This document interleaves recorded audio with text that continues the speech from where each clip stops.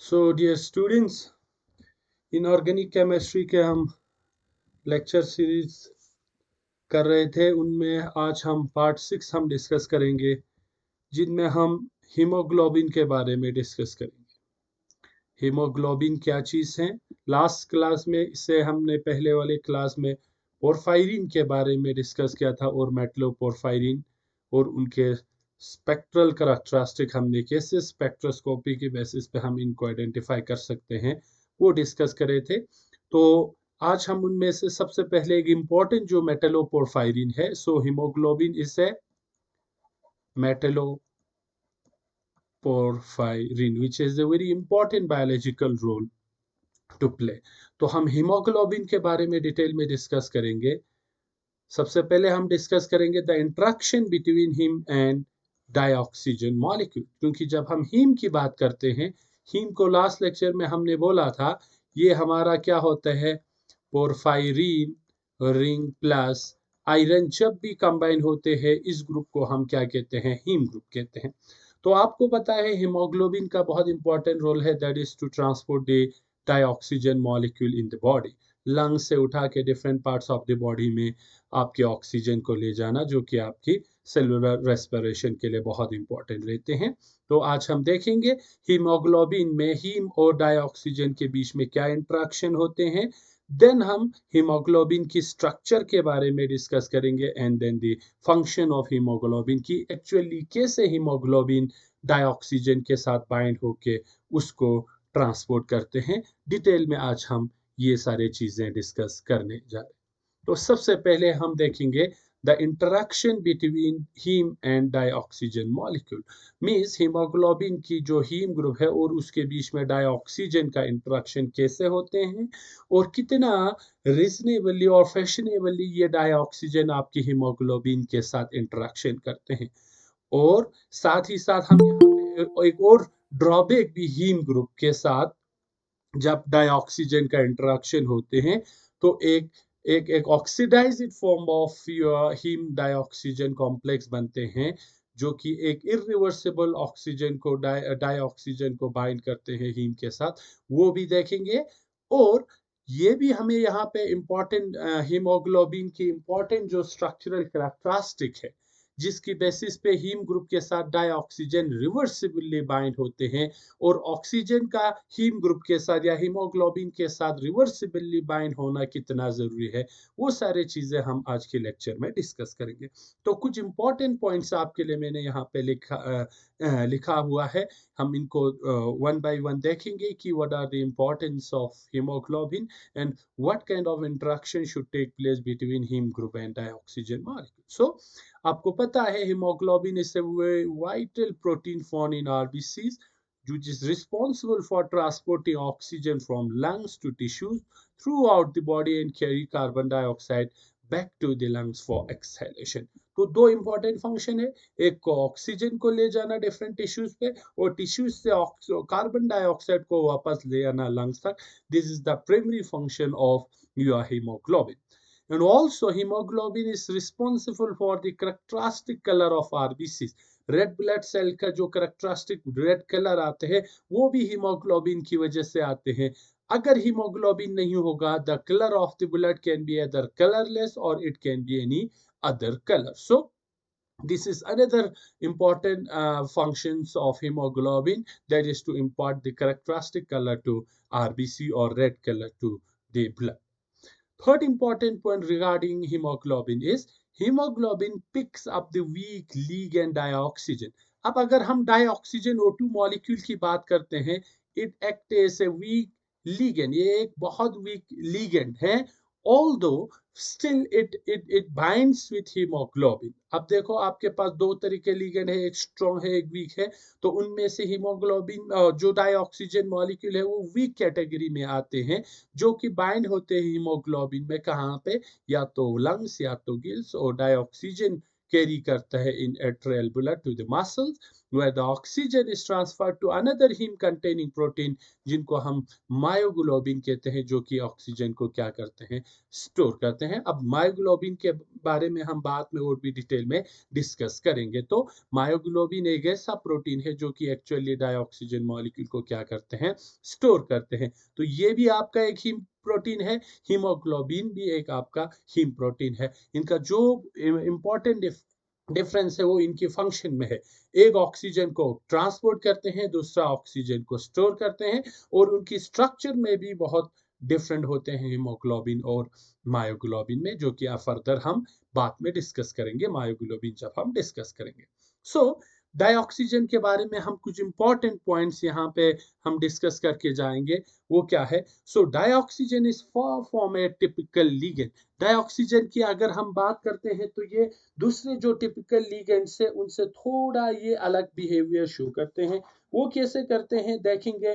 This unusual behaviour can be reflected in the binding of this dioxygen molecule to your hemoglobin. So your dioxygen molecule जो है O2 जो है, it resembles carbon monoxide, nitrosyl dinitrogen ligand more than any other ligand. अब जितने भी ligand है उनमें से अगर हम डाइऑक्सीजन को देखें, ये कार्बन मोनोऑक्साइड हुआ, नाइट्रोसाइल हुआ, डाइनाइट्रोजन लिगेंड हुआ, उनके साथ बहुत ज्यादा इसकी रिजेम्बलेंस होते हैं as compare to other ligand. So जब हम बात करते हैं डाइऑक्सीजन मॉलिक्यूल की बाइंडिंग विथ हीमोग्लोबिन, तो these molecules can also be easily bind with hemoglobin। In molecules का भी बहुत अच्छा बॉन्डिंग होते हैं हीमोग्लोबिन के साथ। अगर हम कार्बन मोनोऑक्साइड और नाइट्रोसिल को डाइनाइट्रोजन और अगर हम N2 और O2 के साथ देखें, तो इनमें इन चारों में अगर हम कोई जनरल डाइपोल मूवमेंट की बात करते हैं जो कि इनको आयरन के साथ बाइंड होने में मदद करते हैं, तो इनमें ज्यादा कोई डाइपोल मूवमेंट की कंट्रीब्यूशन नहीं होते हैं इन चारों में। लेकिन अगर हम कार्बन मोनोऑक्साइड और नाइट्रोसाइल की बात करते हैं, तो इनमें क्या है, इनमें इलेक्ट्रोनेगेटिविटी डिफरेंस है between the two atom. Carbon oxygen में इलेक्ट्रोनेगेटिव डिफरेंस है, नाइट्रोजन ऑक्सीजन में इलेक्ट्रोनेगेटिव डिफरेंस है, जिसकी वजह से इनमें क्या हो जाते हैं, ये थोड़ा मोर सॉफ्ट लिगेंड एक्ट करते हैं और ज्यादा ये अपना बाइंडिंग शो कर सकते हैं आयरन के साथ। लेकिन अगर इनकी कंपैरिजन में O2 और N2 की बात करते हैं, यहाँ दोनों एटम्स क्या है, सेम है, होमो एटॉमिक है, तो इनमें जो इलेक्ट्रोनेगेटिव डिफरेंस का कंट्रीब्यूशन भी बिल्कुल नहीं होते हैं। लेकिन बजाय इसके भी आपका ये डाइनाइट्रोजन और ऑक्सीजन एक्ट करते हैं as a soft ligand with some pi bonding capacity with the iron atom of the heme group. Therefore, dioxygen may be considered a soft ligand with some pi bonding capacity. Now haem group की जब हम बात करते हैं, haem group में हमारे पास iron है इन +2 oxidation state which has a D6 electronic configuration. So iron B is not a particularly soft metal. Soft उतना particularly soft metal iron B नहीं है, but the softening action of tetrapyrrole ring, that is the porphyrin ring system, probably facilitates the dioxygen binding. आपको पता है like attract like, जब हम chemistry में बात करते हैं तो हमेशा जो आपका सॉफ्ट लिगेंड जो है वो सॉफ्ट मेटल पे ही बाइंड होना क्या करते हैं, पसंद करते हैं। So soft ligand bind with soft metal, so hard ligands bind with hard metal। तो अगर हम डाइऑक्सीजन और आयरन की बात करते हैं, ये दोनों उतना खास क्या नहीं है, सॉफ्ट नेचर के नहीं है। ना ऑक्सीजन ज्यादा सॉफ्ट लिगेंड है, ना मेटल में जो आयरन है वो ज्यादा सॉफ्ट मेटल है। But the presence of porphyrin ring or tetrapyrrole ring around the iron atom in the hemoglobin facilitates that binding of dioxygen molecule to your iron in hemoglobin।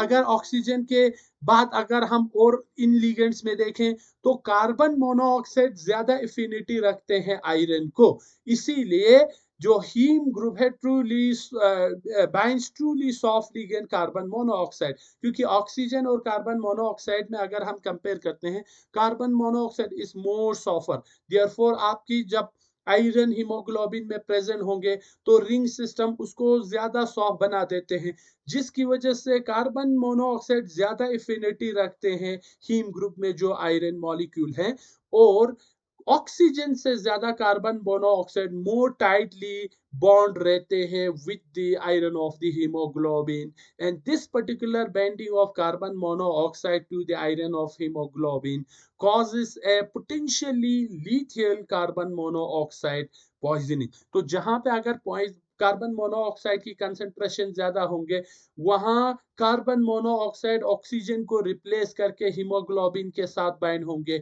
जिसकी वजह से body में oxygen की कमी की वजह से कार्बन मोनोऑक्साइड पॉइजनिंग होते हैं। और अगर कार्बन मोनोऑक्साइड पॉइजनिंग ज्यादा हुआ तो ये बहुत लीथल हो सकते हैं, ये उस पर्टिकुलर ह्यूमन बीइंग के डेथ का कॉज भी बन सकते हैं। तो क्यों? Because carbon monoxide is more softer and it has more affinity to iron of the haemoglobin. तो ये ऑक्सीजन को हीमोग्लोबिन से रिप्लेस करके खुद मोर टाइटली ऑक्सीजन हीमोग्लोबिन के साथ बाइंड होते हैं, जिसकी वजह से हीमोग्लोबिन और कार्बन मोनोऑक्साइड का कॉम्प्लेक्स बनेंगे और हीमोग्लोबिन ऑक्सीजन को बॉडी में ट्रांसपोर्ट नहीं कर पाएंगे। So the interaction of dioxygen with the heme group is very important, and at the same time the binding of dioxygen molecule to heme in a, याद रखिएगा, reversible fashion is very important। Oxygen का haemoglobin के साथ reversibly bind होना बहुत जरूरी है। अगर रिवर्सिबली बाइंड नहीं होगा, इरिवर्सिबली बाइंड होगा, तो ये आयरन को क्या कर देते हैं, ऑक्सीडाइज करके एक न्यू आयरन ऑक्सीजन कॉम्प्लेक्स जिससे हम हिमेटिन कहते हैं, अगर इरिवर्सिबली बाइंड होंगे तो जो आयरन ऑक्सीजन के साथ कंबाइन होकर ट्रांसपोर्ट करके दूसरी बॉडी के पार्ट्स में रिलीज होते हैं, वो नहीं हो पाएंगे, तो ऑक्सीजन की डिफिशियंसी होगा। तो रिवर्सिबली डाइऑक्सीजन का हीम के साथ बाइंड होना बहुत क्या है, जरूरी है। नाउ अगर इरिवर्सिबल बाइंड होगा तो क्या होगा, देखो, this is another important, there is another important potential flow in binding of dioxygen by heat। वो क्या है, that is the irreversible oxidation।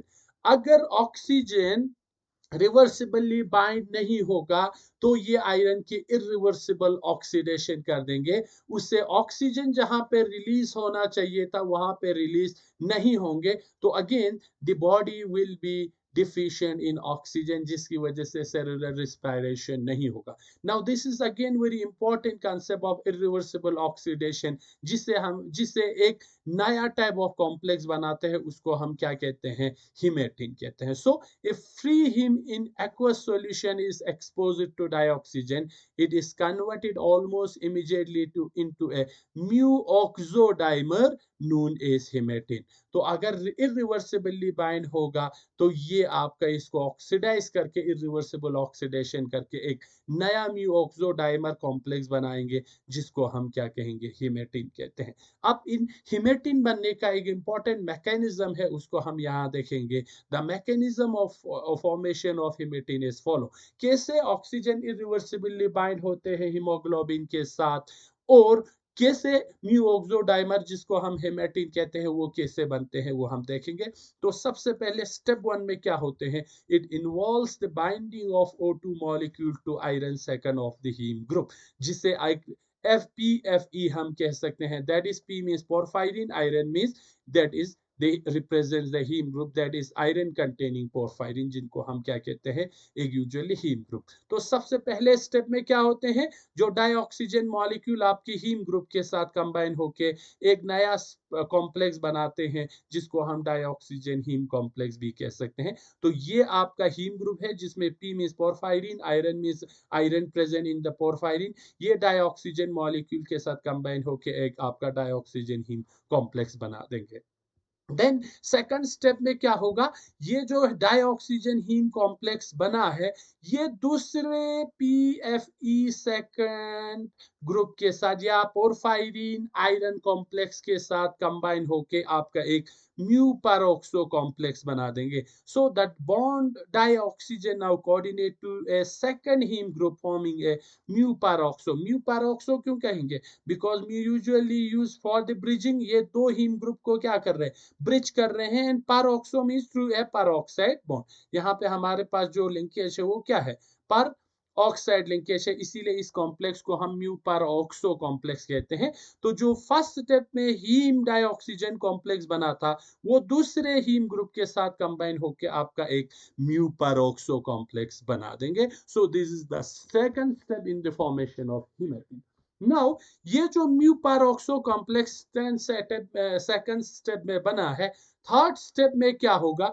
ये पैरोक्सो, क्योंकि हमें पता है पैरोक्सो बॉन्ड या peroxide bond is very susceptible to breakage. तो ये यहाँ से ब्रेक होके एक नया कॉम्प्लेक्स बना देंगे which is called it is ferryl. And साथ ही साथ याद रखिएगा, in the formation of the mu peroxo complex, the oxidation state of iron changes from +2 to +3.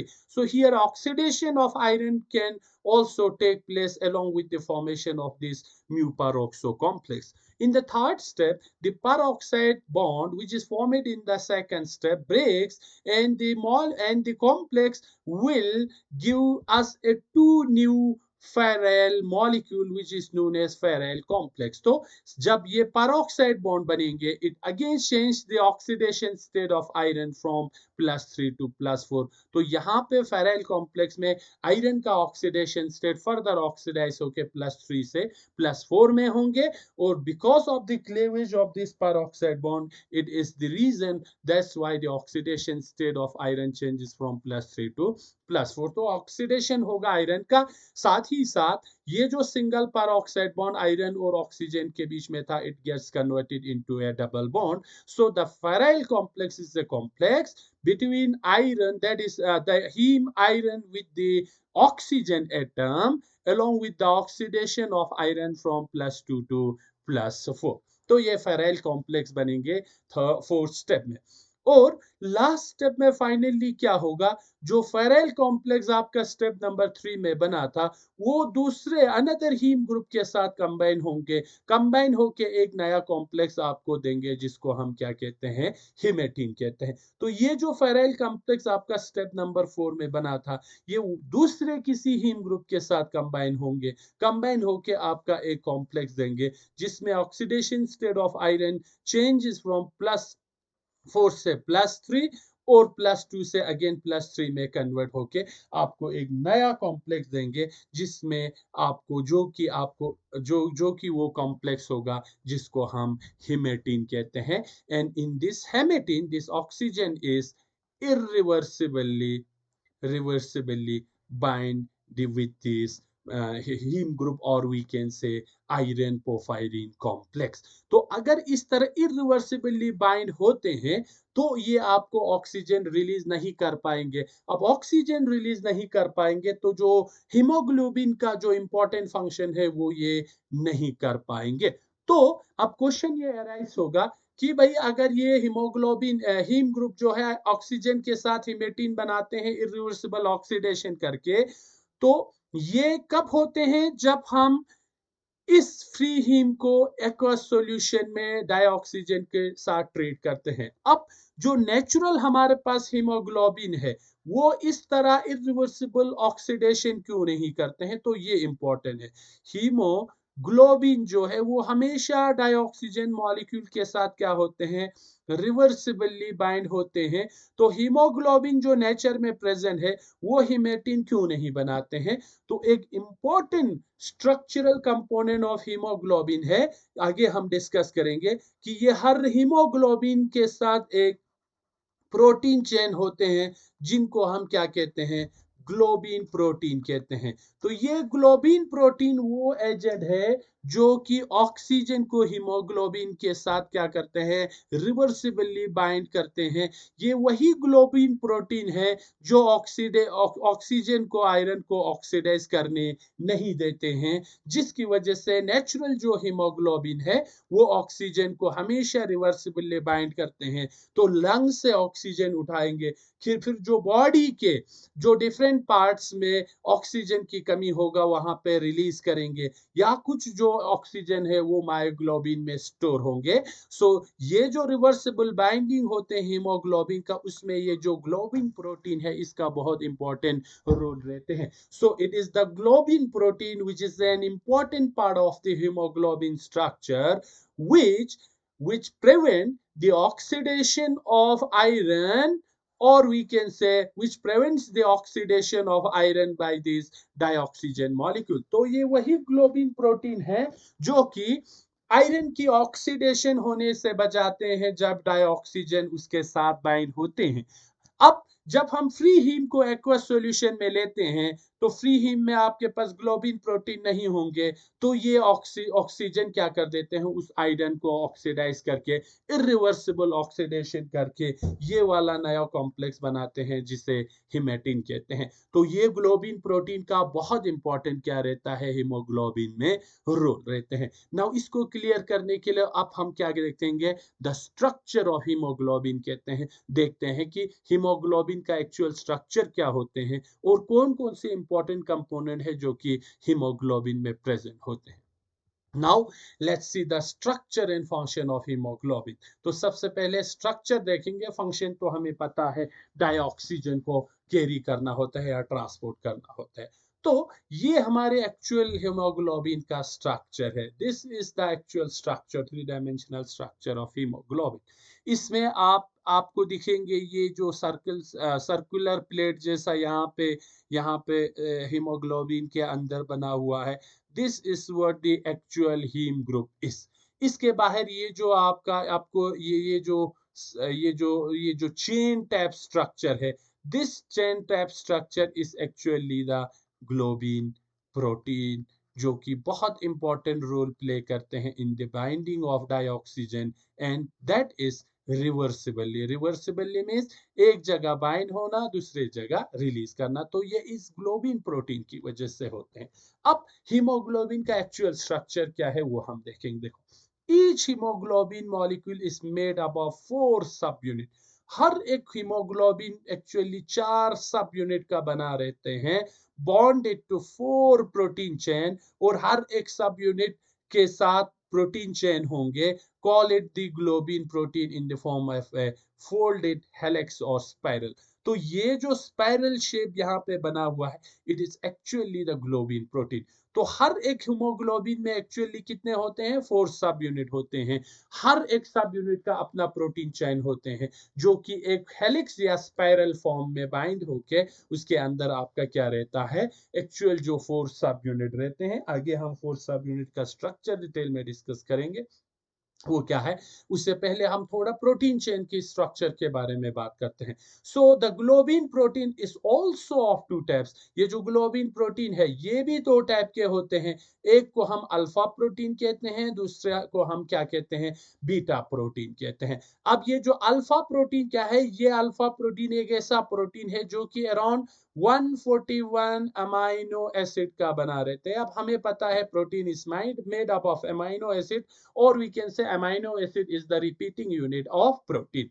दूसरा जो बीटा प्रोटीन है, इसमें अराउंड 146 क्या होते हैं, अमाइनो एसिड्स होते हैं। And each of this alpha and beta protein has 2 group. इन हर एक प्रोटीन का 2 ग्रुप होते हैं, एक पोलर ग्रुप होते हैं, दूसरा क्या होते हैं, नॉन पोलर ग्रुप होते हैं। और ये सारे ग्रुप स्ट्रक्चर को हीमोग्लोबिन की स्टेबलाइज करने में बहुत इंपॉर्टेंट रोल प्ले करते हैं। तो each protein consists of one polar and one non-polar group. So in hemoglobin, when which has no dioxygen attached, तो जब हीमोग्लोबिन इस तरह बिल्कुल फ्री होंगे, जब उसके साथ कोई डाइऑक्सीजन अटैच नहीं होंगे, इनको हम क्या कहते हैं, डीऑक्सी हीमोग्लोबिन कहते हैं। तो डीऑक्सी हीमोग्लोबिन क्या है, जब हीमोग्लोबिन ऑक्सीजन के साथ बाइंड नहीं होते हैं।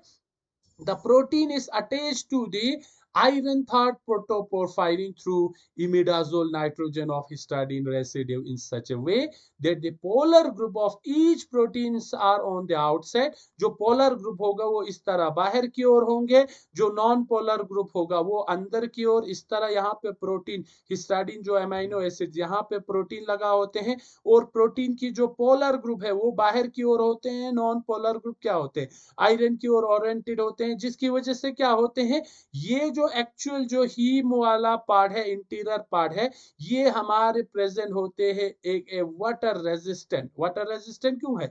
क्योंकि ये नॉन पोलर ग्रुप के अंदर ही प्रेजेंट होते हैं। पोलर ग्रुप उस हीमोग्लोबिन के बाहर आउटर वाले साइड पे प्रेजेंट होते हैं।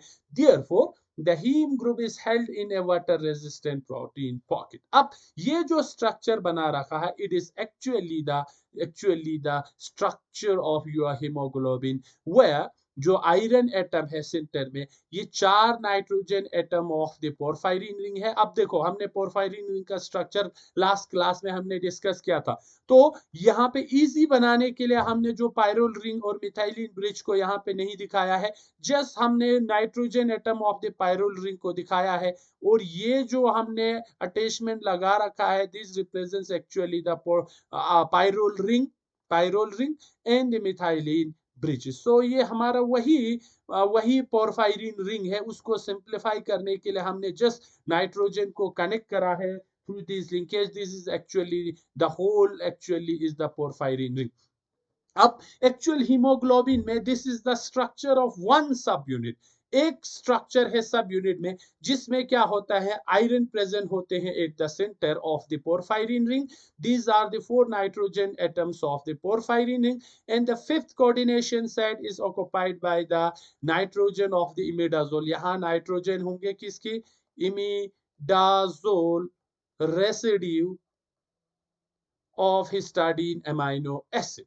तो ये आपका एक सिंगल सब यूनिट का स्ट्रक्चर है। अब अगर हम हीमोग्लोबिन की बात करते हैं, हर एक हीमोग्लोबिन ऐसे 4 सब यूनिट का क्या रहता है, बना रहता है। अब देखो, यहाँ पे आयरन का ये जो आउटर ये जो अपर वाला जो डायरेक्शन है, ये कंप्लीटली फ्री है, क्योंकि अभी तक इसमें डाइऑक्सीजन मॉलिक्यूल बाइंड नहीं हुआ है, इसीलिए इसको हम क्या कहते हैं, डीऑक्सी हीमोग्लोबिन कहते हैं। Now this is the actual structure of haemoglobin. Haemoglobin का एक्चुअल स्ट्रक्चर मोर सिंप्लीफाई करके हमने इस तरह यहाँ पे आपको, ताकि अंडरस्टैंड करने में इजी हो, इस तरह हमने बना रखा है। ये जो 4 सब यूनिट है, ये एक्चुअली एक हीमोग्लोबिन के अंदर होंगे। जिस तरह यहाँ पे ये प्लेट्स बना हुआ है, दिस इज द सिंगल सब यूनिट ऑफ ईच हीमोग्लोबिन। तो हर एक हीमोग्लोबिन ऐसे 4 सब यूनिट का बना रहते हैं, और ये 4 सब यूनिट एक दूसरे के साथ थ्रू सॉल्ट ब्रिज से एक दूसरे के साथ क्या रहता है, जुड़ा रहता है।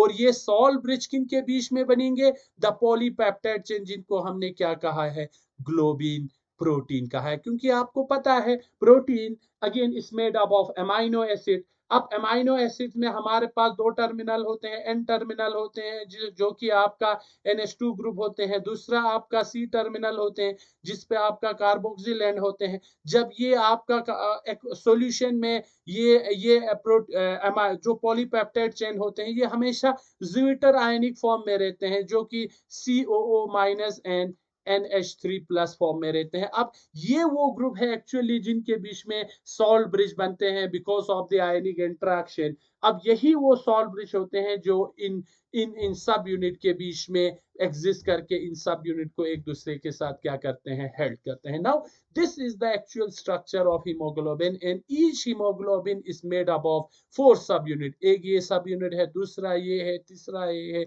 4 ये है। Now this 4 subunit, now in this case the upper layer of this porphyrin ring is empty. यहाँ ये जो 6 वाला जो पार्ट है वो क्या है, एम्प्टी है। तो एक्चुअल डीऑक्सी हीमोग्लोबिन में क्या होते हैं, ये जो आयरन एक स्क्वायर बेस पिरामिडल कोऑर्डिनेशन में प्रेजेंट होते हैं। Square pyramidal coordination means the coordination number of iron is 5 in case of deoxyhemoglobin. अब deoxyhemoglobin क्या है? जब हीमोग्लोबिन के साथ ऑक्सीजन नहीं जुड़ा रहते हैं, तो उस वक्त आयरन का कोऑर्डिनेशन नंबर क्या होते हैं, 5 होते हैं। And the geometry will be square pyramidal. आपको पता है एक स्क्वायर है जिसमें आपका 5 nitrogen of the porphyrin ring है, and the 5th position is occupied by the nitrogen of the imidazole of the histidine amino acid. तो डीऑक्सीहीमोग्लोबिन में 5 कोऑर्डिनेशन नंबर आयरन है, और उनका जो शेप है या ज्योमेट्री है स्क्वायर पिरामिडल है। तो this is the structure of actually deoxyhaemoglobin globin, क्योंकि ये जो सिक्स्थ वाला जो ओरिएंटेशन है, कोऑर्डिनेशन साइड है, ये एम्प्टी है। तो अब हम कुछ कैरेक्टरिस्टिक देखते हैं डीऑक्सी हीमोग्लोबिन का। तो क्या है, देखो, इन डीऑक्सी हीमोग्लोबिन याद रखिएगा, iron is present as high spin Fe second। Iron oxy और डीऑक्सी दोनों में +2 ऑक्सीडेशन स्टेट में प्रेजेंट होते हैं। डीऑक्सी हीमोग्लोबिन में जो आयरन का स्पिन स्टेट है वो क्या है, हाई स्पिन है। अब अगर आप हाई स्पिन की बात करते हैं, iron +2 means it is a D6 configuration, और ये आपका जब ऑक्सीजन बाइंड होंगे तो ये ऑक्टाहाइड्रल कोऑर्डिनेशन या ऑक्टाहाइड्रल ज्योमेट्री बनाएंगे। तो डी ऑर्बिटल स्प्लिट होंगे into two set of orbitals, one contains dxy, dyz and dzx, another set of orbitals are dz square and dx square minus y square। तो ये आपका high spin जब होंगे तो d6 होंगे, it means 1 2 3 4 5 6। This is the electronic configuration of iron when it is in high spin. तो इसकी वजह से, हाई स्पिन की वजह से होता क्या है, आपकी D X square minus Y square orbital में भी एक इलेक्ट्रॉन आ जाता है। अब आपको पता है D X square Y square orbital वो ऑर्बिटल है जो कि डायरेक्ट पॉइंट करते हैं ऑन द एक्सिस। अब लीगेंड जब आएंगे वो उसी एक्सिस के थ्रू आएंगे। लीगेंड इन दिस केस आपका पोरफायरिन रिंग है, जिसकी वजह से क्या होते हैं, with one electron occupying D X square minus Y square orbital that points directly towards the nitrogen atom of the porphyrin. जिसकी वजह से क्या होते हैं, अब देखो, ये जो एक्सिस पे D X square minus Y square orbital है, इनमें भी इलेक्ट्रॉन है। अब जो नाइट्रोजन पोरफायरिन की आएंगे वो भी उसी डायरेक्शन में आएंगे। तो नाइट्रोजन और D X square minus Y square orbital में रिपल्शन होना स्टार्ट होगा, जिसकी वजह से क्या होता है, आयरन का साइज स्लाइटली इंक्रीज हो जाते हैं उस डायरेक्शन में, जिसकी वजह से आयरन का साइज इंक्रीज होते हैं। इंक्रीज होने की वजह से ये जो पोरफायरिन रिंग का कैविटी है, इसकी साइज और आयरन की साइज में थोड़ा डिफरेंस आ जाते हैं। तो आयरन का साइज थोड़ा क्या हो जाते हैं, इंक्रीज हो जाते हैं। इंक्रीज होने की वजह से ये आयरन इस कैविटी में कंप्लीट नहीं आ पाते हैं। नहीं आने की वजह से ये थोड़ा इस प्लेनर रिंग से बाहर आ जाते हैं टुवर्ड्स द हिस्टाडीन अमीनो एसिड। कुछ यहाँ पे आपका आयरन आ जाएंगे, जिसकी वजह से आपको यहाँ पे एक डोम शेप मिलेंगे। डोम शेप मीन ये जो प्लेनर हमारा 4 नाइट्रोजन है, 1 2 3 4 आयरन इस कंप्लीट कैविटी में फिट नहीं हो पाएंगे। रिपल्शन की वजह से साइज थोड़ा इंक्रीज होगा, तो आयरन इस प्लेन से थोड़ा ऊपर क्या रहेंगे, एग्जिस्ट करेंगे, जिसकी वजह से इनके बीच में एक डोम शेप यहाँ पे बनेंगे। तो ये याद रखिएगा, हाई स्पिन स्टेट में आयरन की D X square minus Y square orbital में इलेक्ट्रॉन होने की वजह से आयरन और नाइट्रोजन और पोरफायरिन रिंग के बीच में रिपल्शन होगा। रिपल्शन होने की वजह से उस डायरेक्शन में आयरन का साइज थोड़ा इंक्रीज होगा। इंक्रीज होने की वजह से iron can not be easily fit into the cavity of the porphyrin ring, जिसकी वजह से आयरन स्लाइडली अराउंड 40 पिकोमीटर, देखो यहां से लेके 40 पिकोमीटर थोड़ा इस प्लेन से ऊपर रहेंगे in the direction of the किस, हिस्टाडीन, ये जो नीचे वाले डायरेक्शन में। And the haem group is slightly bend into a dome shape. तो ये क्या है, जब हीमोग्लोबिन डीऑक्सी फॉर्म में होंगे, जब उसके साथ ऑक्सीजन नहीं जुड़ा हुआ होगा, तो the iron atom in deoxy haemoglobin has a square base pyramidal coordination. क्योंकि आयरन का साइज इंक्रीज होने की वजह से वो पूरा पोरफायरिन रिंग के प्लेन में नहीं जा पा रहे थे, तो वो थोड़ा हिस्टाडीन अमीनो एसिड्स की डायरेक्शन में बिलो द प्लेन होंगे, जिसकी वजह से एक डोम शेप यहाँ पे बन जाते हैं ना। अब जब इसके साथ ऑक्सीजन बाइंड होगा तो क्या होगा, now this is the case when oxygen binds to the iron of the haemoglobin. हमेशा बैंड शेप में डाइऑक्सीजन मॉलिक्यूल आयरन के साथ बाइंड होते हैं। So this is the O2 molecule. अब the six coordination site of this haemoglobin is occupied by the oxygen molecule. तो ये हमारा क्या है, सिक्स कोऑर्डिनेशन साइड है।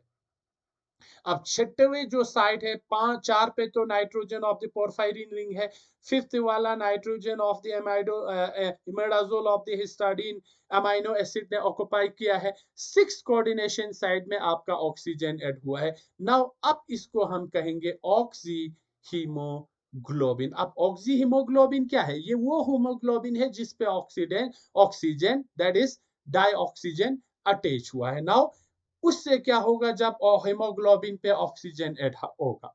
सो when dioxygen molecules coordinate to Fe2, a trans position पे किसकी? Histidine group की as the 6 ligand, it alters the ligand field strength. इसकी एडिशन की वजह से पूरा लिगेंड फील्ड आयरन का क्या हो जाते हैं? अल्टर होते हैं, चेंज होते हैं। अब लिगेंड फील्ड जो पहले वीक था अब स्लाइडली इंक्रीज हो जाते हैं, जिसकी वजह से आयरन पहले जो हाई स्पिन में था, अब this high spin iron is change to low spin iron without changing इस ऑक्सीडेशन स्टेट। ऑक्सीडेशन स्टेट दोनों में +2 में है, सिर्फ ऑक्सी में हाई स्पिन में था। अब ऑक्सीजन की एडिशन की वजह से लिगेंड फील्ड इंक्रीज होगा। लिगेंड फील्ड इंक्रीज होने की वजह से अब ये डाइऑक्सीजन है वो हाई स्पिन से लो स्पिन में कन्वर्ट हुआ है। अब देखो D6 कॉन्फ़िगरेशन है। Now it is a complete octahedral geometry. तो अगेन आपका d orbital split two set of orbitals में होंगे। अब पहले क्या था? हाई स्पिन था तो number all the electrons try to remains in unpaired form. अब क्या हुआ है? लो स्पिन में आया है। अब 6 का 6 इलेक्ट्रॉन नीचे वाले ऑर्बिटल में ही रहेंगे। अब लो spin means where the maximum number of electrons will be present in paired form. So देखो, alters the field strength causing the pairing of electrons in Fe3 ion without affecting its oxidation state. अब therefore Fe2 becomes low spin, ये आपको याद रखना है इन haemoglobin. अब पहले में क्या था? हाई स्पिन था और डीऑक्सी में, तो उसकी वजह से पैरामैग्नेटिक होंगे। अब यहाँ पे लो स्पिन आया है, 6 के 6 इलेक्ट्रॉन पेयर्ड अप हुआ है तो ये डायामैग्नेटिक बन गया है। अब डायामैग्नेटिक बनने की वजह से अब क्या हुआ? देखो, सारे इलेक्ट्रॉन dxy dyz dzx में है। dxz square and dx square minus y square orbital totally empty हुआ है। एम्प्टी होने की वजह से क्या होगा? ये जो पहले रिपल्शन फील हुआ था नाइट्रोजन और dx square minus y square orbital में, वो यहाँ पे एब्सेंट है, जिसकी वजह से आयरन का साइज स्लाइडली क्या होंगे? स्मॉलर होंगे, अबाउट 17 पिकोमीटर। 17 पिकोमीटर जो आपकी डीऑक्सी हीमोग्लोबिन में था, उससे 17 पिकोमीटर आयरन का साइज छोटा होगा। अब आयरन छोटा होने की वजह से वो इजीली इस पोरफायरिन रिंग में क्या होगा? स्लिप होके इस पूरे पोरफायरिन रिंग के प्लेन में आ जा पाएंगे, जो कि बिल्कुल कंपेरेबल साइज होगा फॉर द आयरन सेकंड। जब ये पूरे प्लेन में आ जाएंगे तो ये एक कंप्लीट ऑक्टाहाइड्रल ज्योमेट्री एक्वायर करेंगे। तो याद रखिएगा, डीऑक्सी में साइज थोड़ा बड़ा होने की वजह से वो पोरफायरिन रिंग के थोड़ा अबव द प्लेन रहा था towards the direction of the हिस्टाडीन amino acid, जिसकी वजह से स्लाइडली डोम शेप बना था। अब because now in the oxyhemoglobin iron is present in low spin, जिसकी वजह से रिपल्शन कम हुआ। रिपल्शन कम होने की वजह से अराउंड 17 पिकोमीटर से साइज डिक्रीज हुआ, तो iron easily slips into the complete cavity of the porphyrin ring, जिसकी वजह से एक कंप्लीट ऑक्टाहाइड्रल ज्योमेट्री एक्वायर होंगे यहाँ पे। तो ये आपको याद रखना है कि डीऑक्सी हीमोग्लोबिन में आयरन हाई स्पिन में होंगे, जिसकी वजह से साइज इंक्रीज होगा और पैरामैग्नेटिक होंगे। जब ऑक्सीजन ऐड होगा, आयरन हाई स्पिन से लो स्पिन में कन्वर्ट होंगे, जिसकी वजह से रिपल्शन कम हुआ। 17 पिकोमीटर से आयरन का साइज डिक्रीज हुआ, तो इजीली आयरन पोरफायरिन रिंग की कैविटी में क्या होंगे? फिट होंगे। तो एक complete we can say complete octahedral geometry यहाँ पे एक्वायर होंगे। नाउ हमने बोला है कि ये तो हमारा एक सब यूनिट हुआ। अब हर एक हीमोग्लोबिन ऐसे 4 सब यूनिट का बना रहते हैं, 1 2 3 4।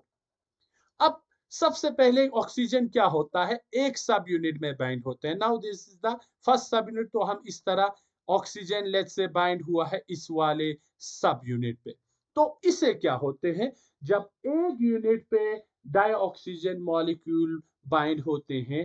तो आयरन क्या हुआ, कंप्लीटली इस कैविटी के अंदर आ गए, जिसकी वजह से ये वाला बॉन्ड क्या हुआ, थोड़ा इस बॉन्ड में टेंशन आ जाएंगे क्योंकि ये बॉन्ड स्ट्रेच होके अंदर की ओर आया, जिसकी वजह से क्या होते हैं, ये जो यहाँ पे सॉल्ट ब्रिज बना हुआ था दो इन इन दो दो दो सब यूनिट के बीच में, इनमें से सम सॉल्ट ब्रिज क्या होते हैं, याद रखिएगा ब्रेक होते हैं, सम सॉल्ट ब्रिज ब्रेक होते हैं, जिसकी वजह से क्या होते हैं, ये जो पहले सब यूनिट पे डाइऑक्सीजन मॉलिक्यूल बाइंड हुआ है, it enhances or we can say it encourages the addition of dioxygen molecule in the second subunit।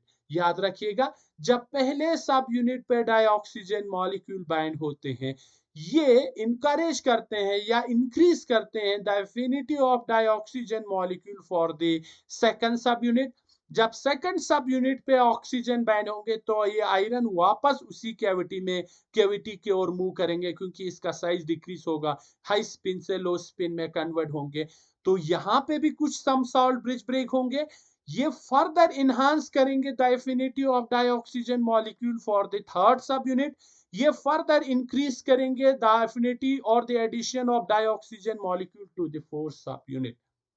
Now याद रखिएगा, the addition of dioxygen molecule to one heme subunit increases or encourages the addition of the dioxygen molecule to the other heme subunit. This particular phenomena is called as cooperative effect. Now, this particular cooperative effect was suggested by a scientist called it as parents. ये इस parents नामक scientist ने इस cooperative mechanism को क्या किया था, suggest किया था, जो कहते हैं जब एक सब यूनिट पे डाइऑक्सीजन मॉलिक्यूल बाइंड होते हैं, वो दूसरे सब यूनिट की डाइऑक्सीजन एफिनिटी या डाइऑक्सीजन बाइंडिंग कैपेसिटी को इंक्रीज करते हैं, उसी फेनोमेना को हम कोऑपरेटिव इफेक्ट कहते हैं।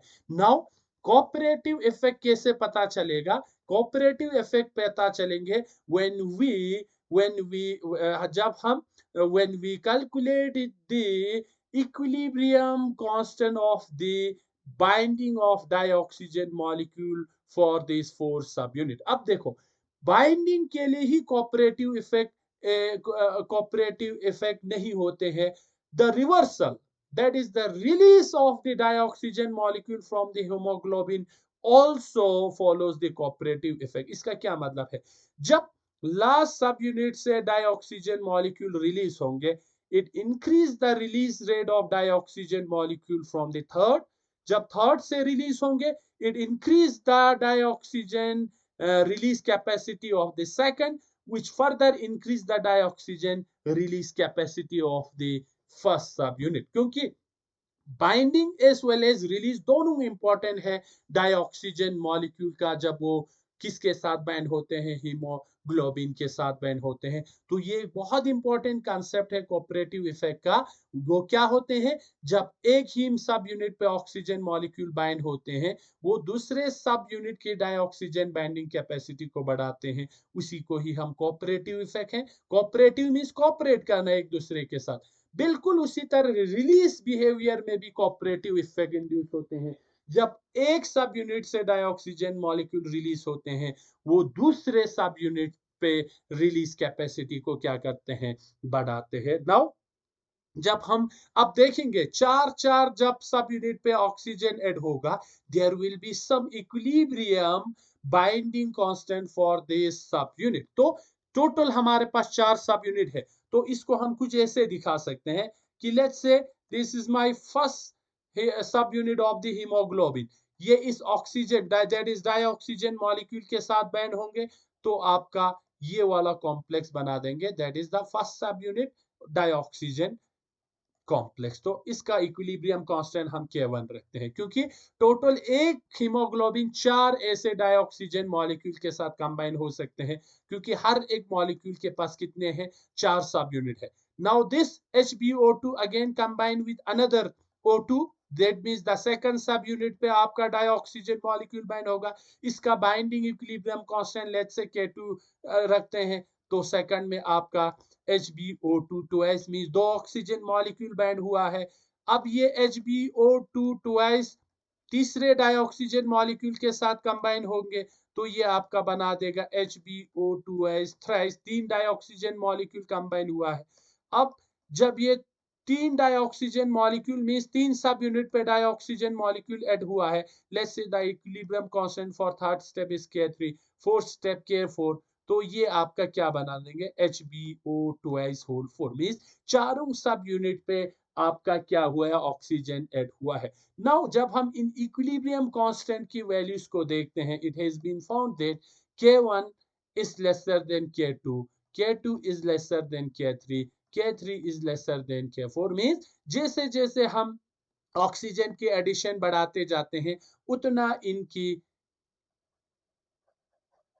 इक्विलिब्रियम कांस्टेंट भी क्या हो रहा है, बढ़ रहा है। सो it is always that K4 is greater than K3, K3 is greater than K2, K2 is greater than K1. Why this is so? Because of the cooperative effect. ये क्यों हुआ है? क्योंकि कोऑपरेटिव इफेक्ट की वजह से जब एक डाइऑक्सीजन मॉलिक्यूल हीमोग्लोबिन के फर्स्ट सब यूनिट पे बाइंड होते हैं वो दूसरे सब यूनिट पे बाइंडिंग एफिनिटी को बढ़ाते हैं। जब दूसरे सब यूनिट पे आपका डाइऑक्सीजन मॉलिक्यूल बाइंड होते हैं वो तीसरे सब यूनिट पे बाइंडिंग कैपेसिटी को बढ़ाते हैं। जब तीसरे सब यूनिट पे डाइऑक्सीजन मॉलिक्यूल बाइंड होते हैं तो ये चौथे सब यूनिट पे डाइऑक्सीजन मॉलिक्यूल को बढ़ाते हैं। अब ये डाइऑक्सीजन मॉलिक्यूल का बाइंड होना, अब बिल्कुल रिलीज रेट इसका रिवर्स होगा। जब यहां से डाइऑक्सीजन मॉलिक्यूल रिलीज होंगे तो ये तीसरे वाले सब यूनिट के डाइऑक्सीजन मॉलिक्यूल को इंक्रीज करेंगे, तीसरा दूसरे को करेंगे, दूसरा फर्स्ट वन को करेंगे, तो रिलीज रेट भी इस रेट से रिवर्स रेट में क्या होगा, इंक्रीज होगा। And both of this is known as cooperative effect. So अब ये जो बाइंडिंग और रिलीज इसमें सबसे इंपॉर्टेंट रोल है ग्लोबिन प्रोटीन का। अब जब आप हीमोग्लोबिन से ग्लोबिन प्रोटीन हटा देंगे देन क्या होगा, वही होगा कि ये इरिवर्सिबल ऑक्सीडेशन करके आपका एक नया कॉम्प्लेक्स बना देंगे जो कि PFE third O FE third P बना देंगे जिसको हम क्या कहते हैं, hematine कहते हैं। So it is the role of the globin protein which actually prevents the oxidation of iron atom by this dioxygen molecule। तो ये ग्लोबिन प्रोटीन का भी बहुत क्या है, इंपॉर्टेंट रोल है हीमोग्लोबिन की स्ट्रक्चर इस वेल एज हीमोग्लोबिन के फंक्शन में कि ये आयरन की ऑक्सीडेशन को या आयरन की ऑक्सीडेशन होने से हीमोग्लोबिन में हीमोग्लोबिन को बचाते हैं जिसकी वजह से रिवर्सिबली डाइऑक्सीजन मॉलिक्यूल बाइंड होते हैं हीमोग्लोबिन के साथ जो कि हीमोग्लोबिन की फंक्शन के लिए बहुत क्या है, important. So this is all about the binding or the interaction of or dioxygen with the heme, that is the iron of the hemoglobin, and the structure as well as the function of hemoglobin। कैसे क्या structure है haemoglobin का, कैसे dioxygen molecule haemoglobin के साथ bind होते हैं और क्या कुछ रीजन होते हैं, क्या कुछ इंपॉर्टेंट स्ट्रक्चरल कंपोनेंट होते हैं जिसकी वजह से हीमोग्लोबिन से वापस जो बाइंड वाला डाइऑक्सीजन मॉलिक्यूल इजीली बॉडी के डिफरेंट पार्ट्स में क्या होते हैं, रिलीज होते हैं, जो कि वहां पे या तो सेलुलर रेस्पिरेशन में यूज होते हैं या जो एक्स्ट्रा डाइऑक्सीजन मॉलिक्यूल है वो अनदर हीम प्रोटीन में स्टोर रहते हैं जिसको हम क्या कहते हैं, मायोग्लोबिन कहते हैं। नाउ नेक्स्ट क्लास में हम दूसरा इंपॉर्टेंट हीम प्रोटीन जो कि डाइऑक्सीजन मॉलिक्यूल को स्टोर करते हैं मायोग्लोबिन के बारे में डिस्कस करेंगे। And then we will discuss the physiology of hemoglobin and myoglobin। Means कब ऑक्सीजन हीमोग्लोबिन के साथ ऐड होगा, कब ऑक्सीजन हीमोग्लोबिन से रिलीज होगा और क्या कुछ रीजन होते हैं, कहाँ पे ऑक्सीजन हीमोग्लोबिन के साथ बाइंड होना है, कहाँ पे रिलीज होता है और क्या कुछ रीजन होता है बाइंडिंग और रिलीज का, वो हम physiology of haemoglobin and myoglobin में डिस्कस करेंगे। तो आज की लेक्चर को हम यहाँ पे स्टॉप करते हैं। Thank you very much.